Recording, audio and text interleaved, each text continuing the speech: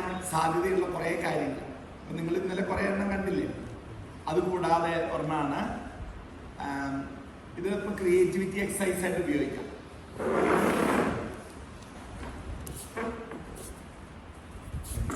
അല്ല, ഇതിപ്പോൾ പേപ്പർ റോളല്ലേ?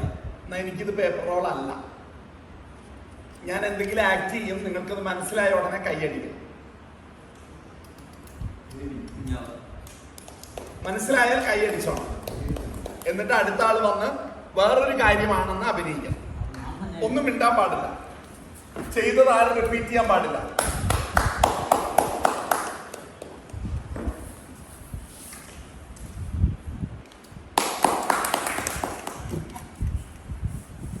ചെയ്തത് ആരും റിപ്പീറ്റ് ചെയ്യാൻ പാടില്ല.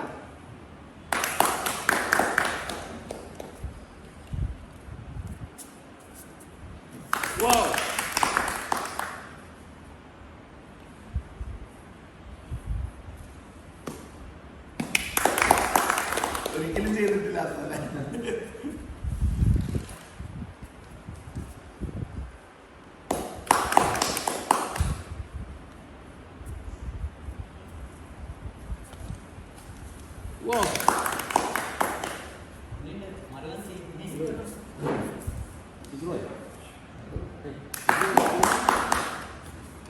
ആകെയുള്ള ഒരു സ്ത്രീ ശബ്ദം.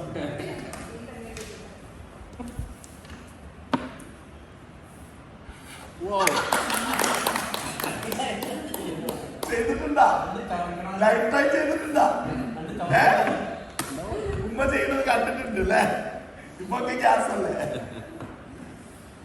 ഓക്കെ, സംഭവം ഇതേ ഉള്ളൂ. ഒരു 40 പേരുടെ ഗ്രൂപ്പാണെങ്കിൽ ആരെങ്കിലും ചെയ്യുന്നത് ചെയ്യാൻ പാടില്ല എന്ന് നമ്മൾ പറഞ്ഞ എന്ത് സംഭവിക്കും? നമ്മൾ ക്രമത്തിൽ വിടണം.